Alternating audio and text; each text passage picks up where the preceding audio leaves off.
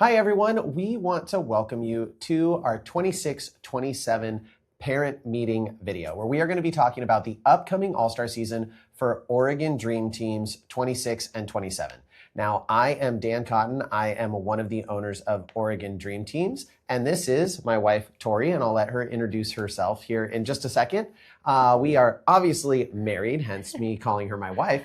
And if you're watching this, you probably know who we are. You may have seen us around the gym, but we are just super excited for you to be joining us for the 26 and 27 season. We have already released some of the content that we're going to be going over in this video, and you may or may not have even gotten a video that looked a lot like this from last year because our automation sent it out. We thought we had it delayed enough, and we didn't. So it went out on April Fool's, which was totally intentional. And you guys got that video, which said a lot of 25, 26, and moving into our new facility. We're actually in that new facility right now. And it is absolutely stunning. We have loved the last year here, and we are super excited to head into next year. So again, I'm Dan Cotton. I'm one of the coaches at the gym. I also am one of the owners, and I will let Tori introduce herself, and then we'll start talking about tryouts and what everything is going to look like. Hi, I'm Tori. I also coach here. Current season, I coach Youth 1 and Senior 3. I also help a lot at the front desk and kind of like day-to-day operations across all program and Oregon Dream Teams. But in addition to that, I'm also the owner as well. So I'm kind of a jack of all trades at the gym. And I'm super mirroring what Dan said, super excited to take on next season. And the facility is amazing. And we're just really looking to match the facility's energy with how we take the floor this upcoming season. So if you are a returner, you've been in the building for the last year, and you've gotten to see us grow into the space. We actually have some exciting things that are going to be happening in the gym. We are expanding one of the floors, kind of that smaller 7-panel floor of spring that we have. We were using that area as storage. We're now kind of kicking into that. So our stunt classes are going to be moving over there. It's going to give us a little bit more space for some of our tumbling classes and things like that. So that's something that our team has been working really diligently on getting cleaned out and getting squared away. We're super excited to be expanding a little bit more, have a little bit more space in the gym. One of the reasons we need to have more space in the gym is we are anticipating that the 26-27 season is going to be bigger than we've ever had. So our pre-registration closed on April 1st, and our pre-registration was 25% more athletes than we had last year pre-registered.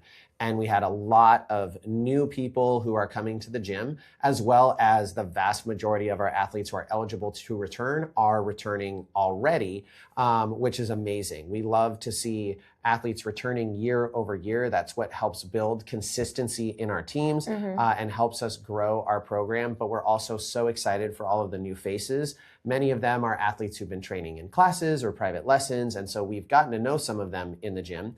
But we are just really excited to have all of you joining us. As of the time of recording, we're already over 160 registered for the next season. Which is more than we currently have teams this current season. So that's great. Yeah, and it's more than we had, or it's just below what we had come to tryouts last year, and we expect to see that grow. So our cautious goal is to try and be over 200 registered for the season next year, which would be amazing and would allow us to offer more teams, more placements, maybe larger teams and some things like that.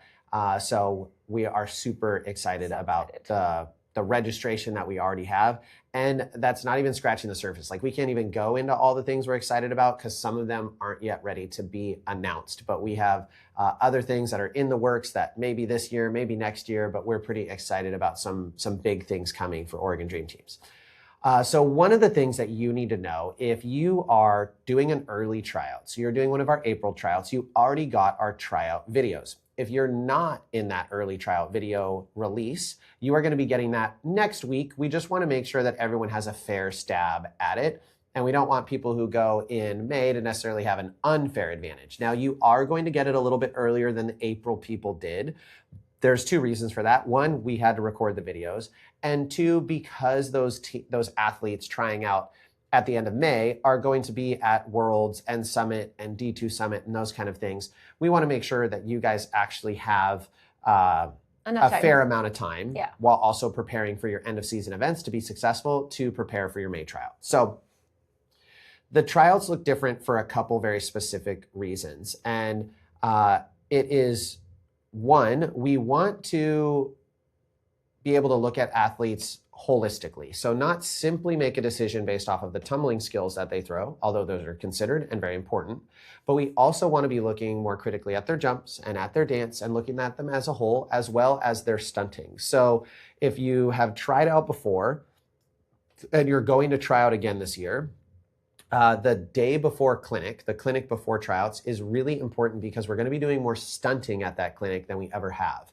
And we're going to be really looking and assessing athletes' stunting abilities. Now, if an athlete can't necessarily show their stunting abilities because of the number of athletes that are there, it's not necessarily a stressor. It's more of a help, no hurt kind of scenario where it gives an athlete the ability to show that they're able to stunt at a higher level then they maybe can tumble. So we can be taking note of that, especially if they're in a specialty style position. Maybe they're a back spot who maybe doesn't have all of the tumbling, but they're a really amazing back spot at the level that will help us kind of place them in the correct level group. So that is kind of the first big change. Next is we have our tryout routines. And this was to make sure we are assessing athletes accurately with what they have mastered to be able to perform in a routine. It is a little bit more compulsory than in the past. So when you get your video, it will say you can do this or this. And sometimes it doesn't have an or, which means we want you to perform that skill. If you can't perform that skill, that's okay. You could perform a level down. You could perform another skill. But what we're giving you is these are the exact skills to throw in the routine with good to excellent execution to receive that level placement. If it's low execution, that could result in not getting that level placement based off of what we are judging and what we're assessing. We are looking for good execution. And we are going to be performing those routines. So athletes will perform their their jumps, their standing tumbling, their running tumbling, and their dance all in one combined routine without stopping to see that level of mastery. And then at the end of the routine, if athletes have skills that they want to perform out of level, then they can do those afterwards to say, hey, I also have my round up back handspring, back tuck, but it's not super consistent. Can I please show that to you? So we can take that into account. We'd still love to see it, but it may not necessarily push them to being a true level 3. It might push them to being a 2+ though, which we'll talk about a little bit more, kind of what those those numbers and those pluses look like for you so you can be prepared. And number 3 reason we want to do that is because when athletes are doing private assessments, it was kind of an advantage in the past to do a private assessment because you got all the time and all the stabs at it. And now even athletes performing a private assessment, we're going to ask them to perform the skills in the context of a routine and learn the dance. So we're assessing them fairly across the board for athletes that maybe just can't make it.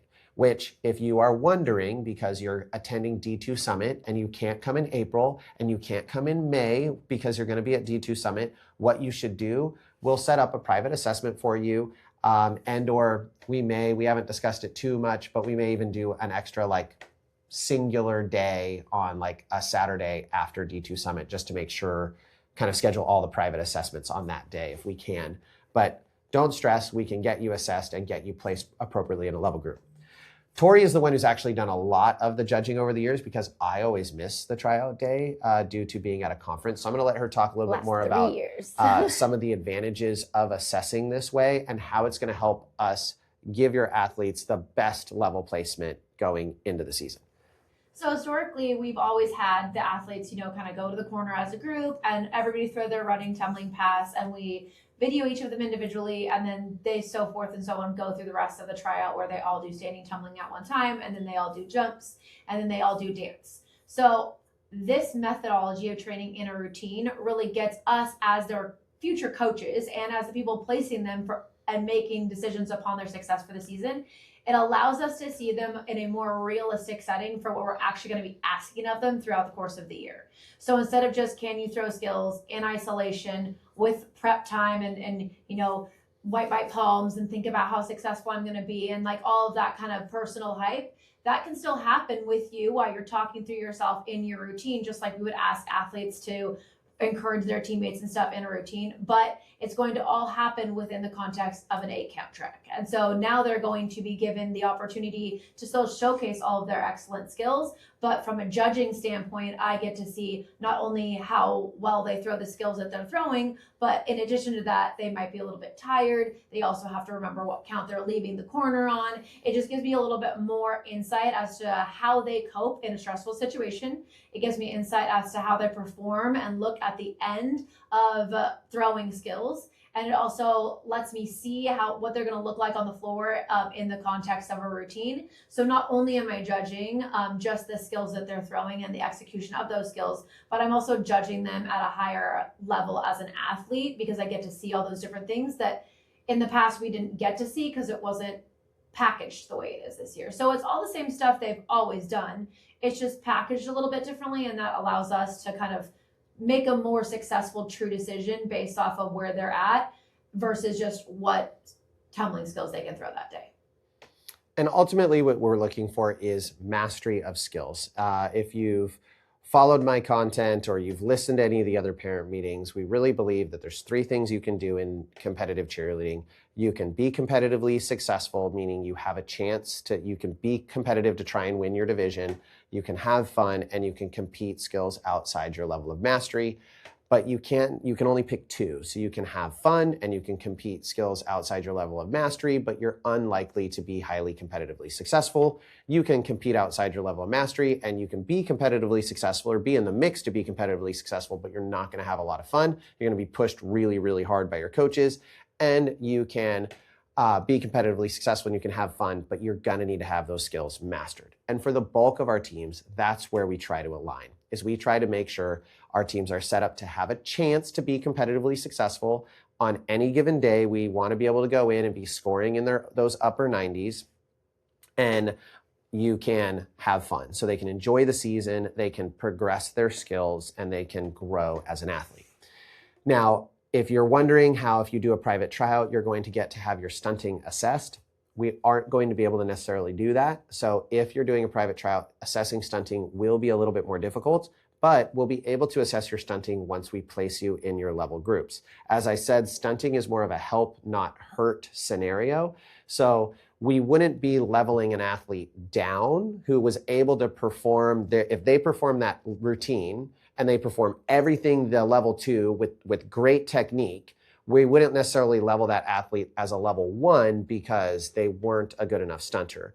But that athlete might get a 2+ if they were to come in and show exceptional stunting skills. We might say, we want to see this athlete also at level 3, just kind of to look at what they're at.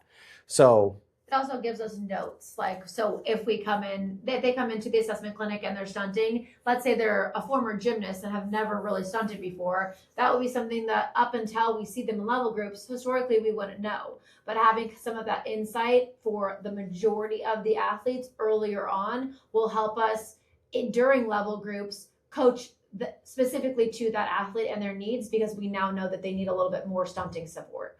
Or we could know ahead of time, like Dan was saying, that somebody really was like a great back spot, and they will potentially be pushing up in level, so that we're not only just inviting them to their tumbling level, but we are also ahead of time inviting them to whatever other level we might want to see them at based on their stunting. So it gives us just some precursory information that we wouldn't already know had we continued to host tryouts how we have historically. So what does it mean when athletes get a level placement and a plus, or a level placement in general? So when we do our level placement, it is the correct placement based off of the skills that they have mastered. And it will either be a level 1, a level 2, a level 3, a level 4, a level 5, or a level 6. Now, that does not always mean we're going to have that level of team. Although I can tell you, based off of our registration, based off of what we have had historically, we will have a level 1, a level 2, a level 3, a level 4, and a level 6. We may have a level 5. We may have a level 4.2. I don't know. If you had asked us at this exact time last year if we were going to have a level 4.2, we would have said probably. And then if you'd asked us if we were going to have a senior 1, we would have said, I don't think so. And then we ended up having that. We also would have said, we're going to have probably a junior 3. And then we ended up having a senior 3 this year. So it's very hard to anticipate year to year exactly what division and level we will be in. Our goal is to field competitive teams at the levels that they're in, teams that can go out and hit routines successfully. So that's ultimately our goal. And that is why we place athletes in level groups and then assess them for the next 3 weeks. So this year, it will be a 3-week assessment period just because of when tryouts fall. We'll place those teams going into June. And we will meet as a staff and we will go through all of the athletes and what they've done, and we will have them placed onto teams. Now, prior to team placements, new this year, we are going to be asking for, we're going to be basically putting out a form to athletes and parents and saying, would you like to cross over? Because we want to know before we place teams if you're looking to be a crossover. Crossovers are limited, and it's limited into the levels you can cross to. So in D1, which we will be D1 again, in D1 you can only cross down 1 level. So level 4 to level 3, level 3 to level 2, level 2 to level 1. Level 6 can cross to level 4. That's one weird one. But you can only cross down the 1 level or up the 1 level. So we're going to ask if you want to cross over. And we're going to ask if you will accept any position on the team, or if there's any positions you would not accept. We're still kind of formalizing the form. And positions can also include an alternate position. Yes. Would you like to be an alternate will be a question. And then what teams would you accept a position on? What levels would you accept a position on, not teams? That is because we want to know ahead of time if we place you on this team, if you're going to accept that position. Because building a competitive team is chess. It's not checkers. I say this all the time. It's very much strategy. We have to make sure that there are enough bases, enough back spots, enough of this and enough of that. And last year, full transparency, our level 2 team, we placed over 20 athletes at team placements that were strong. It was a very strong looking team. We had a good number of backs and a good number of bases, and everything looked really dialed. And then after we made our team placement, we had about 6 or 7, I hate to do the 6-7, but 6 or 7 athletes that did not accept their position. So we suddenly went from 20 down to like 12 athletes or 13 athletes on the team. And then we had to build back up from there from kids who came in, and we had some athletes cross over, and it made the team, we got the team to a point where they could be successful. But it made their journey harder for sure. It made it more difficult. So we want to try to avoid and mitigate those things. It's not a punishment. It's nothing negative. We would just rather know on the forefront. Just, I want you to understand if we're going into team placements and you say, I will not accept a position on level 3, or you check, I will not accept a position on level 1, 2, or 3. Then if you don't make that other level, then when team placements come out, you will not be placed on a team. Like, we will have a different email to you that says you were not based on your selection. Team placement. We couldn't place you on a team. If you would like to accept a position on this team, we would place you on that team. But that's with the caveat of if we haven't already filled it. So if it's a team of 30 and we place 30 athletes on the team that all have accepted their positions, and you've kind of said, no, I'm not accepting a position on that level, then we might not be able to place you on that team right away. That would basically mean you would end up as an alternate. So we don't want that to happen. Mm-hmm. And our goal is not to be adversarial. Our goal is to make sure that teams have the opportunity to be placed correctly and not have to have their season somewhat derailed very early on in the season. And so I understand, and we understand, that you need to do what you feel is best for your individual progression. And so that may mean that you say, I'm not willing to compete at this level. Now, if you ever want to listen to my 2 cents on why I think you should go where you're placed, listen to some of my podcasts.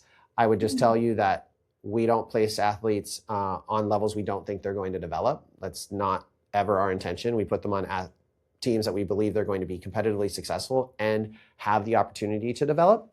But we just want to try and handle some of those questions early before we place teams and before things get confusing and chaotic. It will help us place teams more effectively. So that's kind of the details on all of that. So after that, we will place our teams, which means we have a bunch of team options. So Tori's going to talk through some of those different team options and what those look like for you as a family. So we're going to be hosting a lot of the similar divisions, or like tiers is what they're called, in All-Star Cheer that we've hosted in the past, right? So we will likely have a novice team. It will likely be of the tiny mini youth kind of division or age range. We will be looking to host prep teams. We are open to hosting prep teams of all different ages as well as different levels as well. So prep can actually go all the way up to level 3. So, I mean, I'm happy to host non-travel teams of a variety of levels and ages. So both of those will stay here in the program as non-travel teams. In addition to the non-travel teams that we've already had in the past, we're actually going to be adding a category to that this coming season. And that is going to be what we're going to call our developmental novice. Now, novice in and of itself is developmental in nature. However, these teams that are going to be kind of titled developmental novice in our program are going to be teams that are novice level 2 and novice level 3. Because just like prep goes up to level 3, so does novice. And these teams are going to function as building years, basically, for athletes who are maybe throwing tumbling at a higher level than what they're capable of stunting at and dancing at and jumping at, or maybe they're not age appropriate for the team we end up placing. So let's say level 3 becomes a senior or continues to be a senior team, and you have a junior age athlete that is not yet old enough to be on a senior team, but they're throwing level 3 skills and potentially ready for level 3. Well, because of the team going at a higher age, we want to still have a spot where those athletes can find success learning how to throw those skills in a competitive environment. So we've created a couple different building years or places for those athletes to land where they can learn how to become an elite level athlete, whatever level that is for them that we're kind of potentially bumping them up and training them to be, or age-wise they're landing on, and they'll still get to be on an elite team of the next level down, but their developmental team will be of a level higher than what their elite team is. And that just allows them to compete at their elite level with mastery level skills and go out and kill it on the floor, as well as be in a bracket where they're getting to perform some higher level skills and learn how to be an elite level athlete prior to having the stress of placements and winning and summit and all of those end of season things that add a lot of stress onto athletes and can kind of maturity wise ruin a season for kids if they are placed in a team that they're not quite yet ready for. So we wanted to bridge that gap by adding another layer to our programming here at Oregon Dream Teams. In addition to all those non-travel options, we're still obviously looking to host all of our elite teams, which will continue to be our travel teams. And there will be, I'm looking at a couple different new competitions to add to both the elite bracket as well as the non-travel bracket that will be within Oregon for non-travel, but something we've never been to before. So I'm excited about some new opportunities for all of our teams on the competition front. But we are kind of adding a couple new layers just to truly train all of our kids to be the best absolute athletes they can be across the board. And not that we forgot about it, but they haven't started registration yet, but we will have our cheer abilities team in the 26-27 season as well. They just typically register after the end of summertime. Yeah, their registration opens in June and they start practices in July. And we have not yet decided whether they're going to be novice or elite this coming year. That's going to be determined based off of who shows up, tries out, and kind of what we want to do as a community with that team. So we still will be hosting that. I do want to touch on just a couple things with those teams. So one of the things that gets asked about a lot is camp and what teams go to camp and what teams don't go to camp. So for dream camps, all of our junior and senior teams will attend overnight dream camps. And did Radiance attend last year? And our youth one also attended last year. So we did youth, junior, and senior. And then our non-travel teams attended dream camps on the commuter side. So they just did a 2-day camp rather than an overnight camp. So generally speaking, you can expect elite, youth, junior, or senior to attend Dream Camp's overnight camp.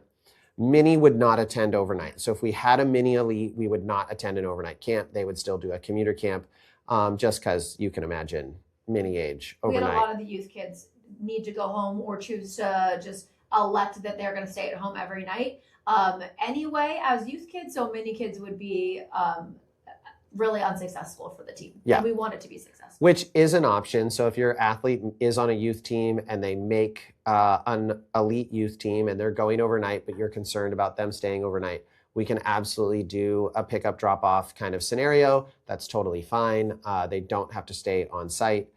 It adjusts your price just a little bit down because you're not paying for the overnight lodging, but we would still make sure their meals are all covered on site through Dream Camps. All of the youth, junior, and senior teams would be attending the overnight version though, and that is June 7th through the 10th, or July 7th through the 10th. I said June, July. 7th through the 10th at Lewis and Clark College. The arrival day is a little bit later, so we're actually starting at 1 p.m. in terms of camp starting. Check-in will start at 11 a.m. on that day, so you don't have to get up quite as early, not quite as much stress getting there and getting things started. Athletes will get to move in and then camp will start. And we figured it out so they don't actually miss any skill building. It just takes out some of the break time on day one, which they didn't need quite as bad because they weren't quite as tired. So we're super excited about Dream Camps. It is our third year at Lewis and Clark College. It's pretty amazing. And the staff we have coming in are absolutely phenomenal. Like, we have some of our staple people who've been here for years and years and years, and we have some really exciting new people joining the Dream Camps staff for All-Star Camp. It will again not be just ODT. There will be other teams attending that camp, and it will not just be us, which actually I think makes the event much more fun for our entire program. So you can anticipate to see other programs and other teams there at Dream Camps. I do want to touch on, because everyone always wonders, is camp required? Yes. If you are a new member to the program and for some reason you have a trip to Italy planned. Only Italy though. Only Italy. Just kidding. But you have some sort of family trip plan that you can't adjust time on. It does not mean you won't get placed on a team or you cannot be on a team. We do need everyone possible at camp because we do a ton of skill development. A lot of groups are set at camp. Like, things get figured out at camp. It is a very important time. But we have had athletes miss, and it doesn't mean that they can't be on the team. If you have travel plans and you can adjust them, the biggest things that the athletes are going to miss out on by missing camp are amazing team bonding with their team. Like, it's one of the reasons our teams are as close as they are is because they attend camp together. And then number two is skill development and really getting in front of the coaches, because that is our best look at teams really before we have choreography in August. Yeah. So we want to see everyone there, but it is not an absolute deal breaker. And if you are wanting to attend individual camp is absolutely amazing. It's not required. It does take place during our 2-week closure. So if you have athletes that are wanting to attend individual camp and work on their individual tumbling and those kind of skills at Dream Camps, they can get registered for that. It is not required. It is not through ODT. It is through Dream Camps. It's a completely separate company. We obviously share a lot of things because I run both of them, and Tori helps me with all of them as well. I'm a little more on the Dream Camp side than Tori is because she's busy helping everything at the gym. But you absolutely can do that. We'd love to have you. And we have a bunch of ODT kids attend every year, and they really make camp be extra amazing and make it feel like that family feeling. So we'd love to have you there for Dream Camps. Do you want to talk on choreography at all?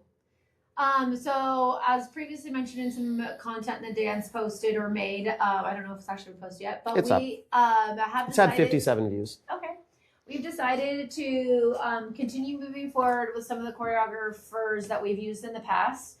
There will be a couple new people in the mix because we've decided to go ahead and hire Spirit Icons company exclusively for the 2026-2027 season for our team choreography. So what that looks like is Luke Johnson, who has come out 2 years ago. He did Fame, Vanity, and Dreams routines, and this year he did Dream and Vanity's routines. So he'll be coming out and he'll be bringing additional choreographers that fall under his brand to do all of our team choreography. We have some of those dates set already in stone with him and his choreographers. Wow, that word's hard to say. And those are already on the All-Star information packet that came out. Those are already in the sidebar of important dates.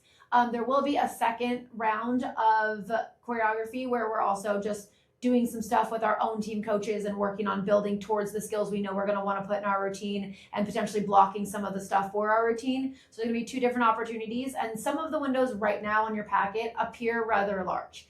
After we make our teams and I know how many teams we're going to have, then I start the scheduling process for all those different time frames. So right now you might see, for example, choreography is September 3rd through the 10th. Okay, your athlete's not going to be required to be at every single day, September 3rd through the 10th. That just would not be realistic. But since I don't know how many teams we're going to have, I can't yet block that time. So once I get more information on how the season is looking and developing and what age ranges we'll have, we'll go ahead and set those times to be a little bit more firm and close those windows for you. So you're really going to only be responsible for having your athlete at the gym anywhere between 12 to 16 hours. Yeah, awesome. And I'm super excited about that. Luke has done my routines the past 2 years, and he's a really great choreographer. He won't be doing all of the routines, but he knows how important the expectations. how important we are to him, and we're important to their brand, and vice versa. So he's going to be bringing out great people for those routines. Choreography is, yes, mandatory. Again, it's one of those things that if there is something major, we need it communicated early, and then you are responsible for finding a replacement, and they need to be a replacement of the same skill position, because it's unfair for a choreographer to try and choreograph and you have a back spot coming to learn choreography for a flyer. It makes it nearly impossible to choreograph. Additionally, I will just tell you that you get better spots in the routine when you are physically there. It is very hard. I travel and do choreography. It is very hard as a choreographer to do a routine imagining someone else in that position. And so if you are a really great athlete, it's hard for me to just trust that you're a really great athlete. And if you have someone subbing in for you and they don't necessarily look as good as you, subconsciously, I start to not utilize that person as well as I might if the actual athlete was there. And every choreographer does this. They all say it. And it's not intentional. It is just you are going to get better positions and better choreography for yourself if you're at your choreography. So it's really important that athletes are at their choreography dates. It makes a huge, huge difference. And something to add before we kind of jog down another path here is part of the reason we choose the choreographers we're actually super selective in who we pick is because they have very similar missions to what we do in the cheer industry. And Luke is somebody who he has proven time and time again that he will kind of go out and go the extra mile for our teams and our program, and like doing extra calls with us as coaches, being willing to get on Zooms and watch kids practice over a camera to try and help us as much as possible. So he really does do stand behind his product, stand behind the teams that he gives his product to, and he is part of like our staff family, and we want to keep that same quality of product across all of the different services you receive, and choreography is no different. So, speaking of staff family, we are super excited for next year with the staff that we have.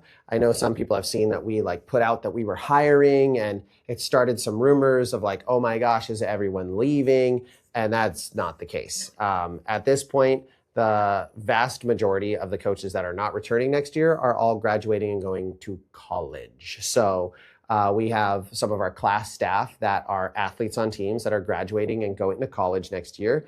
And then we have team coaches that are graduating and going to college, like Raya is graduating and going to college. Super excited for her. And then we have other coaches that are in the middle of college that are not returning because they're having to focus on getting their degree and finishing their school.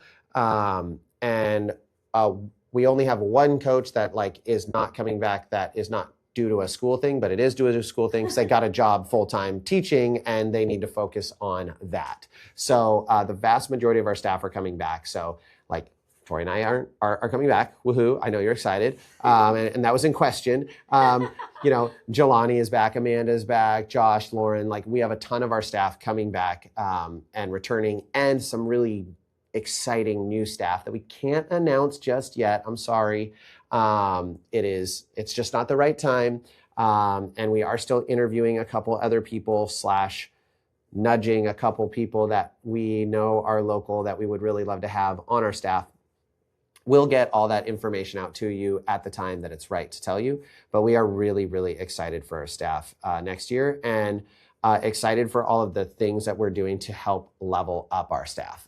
We are really trying to continue to align as a company and as a brand and ensure that every single team has a similar experience and is competitively successful and gets the same level of instruction, which has always been our mission. And I think we've done a pretty good job of it. We're not perfect ever, but we are always upgrading our staff. And we had some of the most dedicated staff we've ever had this year. And I think we're going to have the most dedicated staff we've ever had next year. So I think we're just going to be continuing to level up our staff game. Even though we are losing some good people and we're sad to see them go, but excited for their future. Everyone who has come through, we maintain a lot of really good relationships with our former coaches. Some of them see us on judging panels, like they're now off judging, so they judged us at jams. And those people stay in the family. So we're very happy actually that this year, even the coaches that are not continuing, everyone is like, hey, I just need to shift gears with my life and do something else. We're not seeing any sort of like tumultuous exits like you hear about in the cheer industry. So we really do try to keep things very family with our staff. But you can expect to see the vast majority of staff are going to be here next year and are already planning for next season and super excited about it. So pretty pumped about that. We have a couple other like new things that are coming this year. Some of them are not fully fleshed out. Some of that has come from feedback. So like we are working to get even more important dates out to you. So next season, our goal is to like on Super Bowl Sunday, plan for practice on Saturday. And then we'll take that Sunday off because that's always been a contention.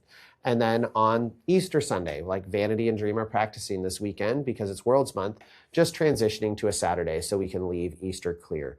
So we're going to be a little more diligent on some of those Sunday holidays when we can, moving things to a Saturday. I know that was an area of challenge for some people, and with the right foresight and the right planning, we can avoid those things and hopefully reduce stress. We are going to continue having our Sunday tumbling in the summertime so that we're not changing our summer schedules. We're kind of maintaining that. That has worked really well for us. I don't know if there was any other major, we are talking about, and Tori's going to actually talk tuition packages here in just a second. We have discussed a little bit if we could have people select to start paying for Summit early in the season, so they're not having to pay it at the late in larger payments over a longer period of time. You could break it up over the 11 months. We're still discussing how we're going to execute that because it depends on like when you join and then breaking it up evenly, and just some of those other challenges and logistical factors. But we met with parents. We heard your concern of like, hey, it's an expensive season and we're still in the middle of the season and now we have to start paying. We have to pay for our Summit stuff to varsity and we have to pay for our Summit stuff to the gym. And so how can we reduce this? Like there was the question, why don't we charge it all season? And the answer always has been because we don't really know what it's going to cost or that a team is going to get a bid until the end of season. However, historically, we've been getting those bids pretty successfully. Our cost hasn't really changed that much over the last, I would say, 3 or 4 years. We've been able to keep it pretty consistent. Obviously, flights and travel is generally the biggest variable because you just never know what it's going to cost. But I think that if we can get it within a good enough range that we are able to kind of at least have enough foresight to say we can start paying towards it. And then if we need to make adjustments, we can make adjustments. But we can forecast it pretty well. Yeah. The one negative, if you do that though, is like things like our Got Your Back fundraiser that we're just wrapping up right now wouldn't be as effective because you would have already paid off that over the course of the year. So there are pros and cons to it if you choose to do that. We'll try and kind of have all those details though by the time we do our level placements, so you really know what to expect. Another thing that we're doing this year is our upgrade tuition packages. I'm going to let Tori talk a little bit about what that looks like so you can kind of understand, and when we release more of the details, you'll know what we're talking about. all right, so we have always just said this is what tuition is. Like for elite, it's $229, and for our non-travel teams or classic, it's been $179. So those has always been just a flat tuition rate. That's really all you're like have to pay for in regard to your training fees. And that still is going to be true, and those numbers are still going to stay the same at the base level package. So if you want to pay just for your team tuition and get your team training, that is the number you can expect. If you're wanting to add on additional upgrades to that tuition price point, we are now going to build some packages that have additional things like prepaid private lessons, where you're paying for private lessons at the beginning of the month, and they'll just be included in your tuition rate so that every single month your athlete will get a guaranteed private lesson because you pay for it with your upgraded tuition package. Things like flight school or tumbling classes are going to be upgradable tuition package options that allow us to collect all of those fees at one time with your tuition, but it upgrades you and gives you more value for what you're paying for, because you're also getting additional add-ons like private training or additional class training options. So we'll have several different packages. My thoughts are potentially 3 or 4, one of those being the base level package, which is just going to be the team training. You'll still be able to take classes down the road if you choose to do it, and or private lessons if you choose to opt in at a later time or just want to take those kind of more selectively. But if you want to guarantee that your kiddo is going to be able to sign up for a certain amount of privates every single month, that will be an option in our upgraded tuition packages. And then it just, that fee will raise to whatever package you choose on the first of the month. And that will stay the same for the entire year. And then every single month, you'll have those add-ons already included in your tuition price. So it just makes things a little simpler, a little less a la carte add-on. And there will probably be a little bit of additional savings if you sign up for the packages. Absolutely. Things will be a little bit less than if you were to just kind of add them onto your package and bolt them onto your pricing. So that is just something that we are going to be doing this year. We've had some people request it, who've said, you know, this is so chaotic. Can I just sign up for privates all at once? I want to take a private a week, or I want to take 2 a month. Can I just have them be on my account? And the answer is we can absolutely do that for you. So now that we have our feet underneath us in the new facility, we're able to start doing some of those really helpful things for you. And they help us as well, because they help us forecast and make sure we have enough private lessons available, et cetera. And I know right now, this is the time of year where everyone is like, where'd all the privates go? Like, we opened privates on the 25th of They're sold out March, by and they're the sold out. 28th. Like everybody, every single instructor sold out. So we The are last 3 months in a row, almost. we are working to add more private lessons to the schedule, and we will be going into next year. For those that are like, can't you add more now? It's nearly impossible. With the month of April, we travel so much with various things going on. You know, I leave for Daytona Nationals because I go to support our athletes that have graduated out of the program, and I also do that for recruiting for dream camps. That's where a lot of our staff come from. So I go to meet staff and hire people. And That same Tori weekend, I'm at Regional Summit goes- in Arizona with Legends and then we're back, and then it's like right into Worlds and Summit and Tryouts. weeks and tryouts. So we're pretty well slammed. There's just not a lot of extra availability for our staff, which I know can be disappointing as a parent, but we don't want to offer a bunch of private lessons that we eventually have to cancel. So that's kind of why those things look the way they do, why we have those upgrade packages, and we're really excited about them because they can help us plan for the future. Speaking of other things for the future, you can expect hopefully to see our preschool up and running next year. So if you know of preschoolers who want to get into a great preschool, we are going to be running that out of ODT. It's called Little Dreamers. We're going to be running some preschool summer camps and things like that. We do have a teacher. We do have a curriculum. We are certified and licensed by the state to be an actual preschool. So we're really excited about that and hoping that that grows tremendously next year as well. I already mentioned kind of the expansion, and we've got some other, like I said, maybe exciting things coming up. Maybe not, we'll see. So I'm going to just keep that kind of close to the chest, but try and get you a little excited that there might be some cool things happening. But overall, we could not be more excited for next season. This is always a weird time of year because we're still focused on ending the season and having a great experience with our teams for their end of season events, but also getting really hyped and really excited for next year. And so we are excited you have decided that ODT is where you want to be. This is a family affair for us. You will see us at the gym. You will see our two boys at the gym, and you will obviously see Braylee, our daughter, who cheers on teams here.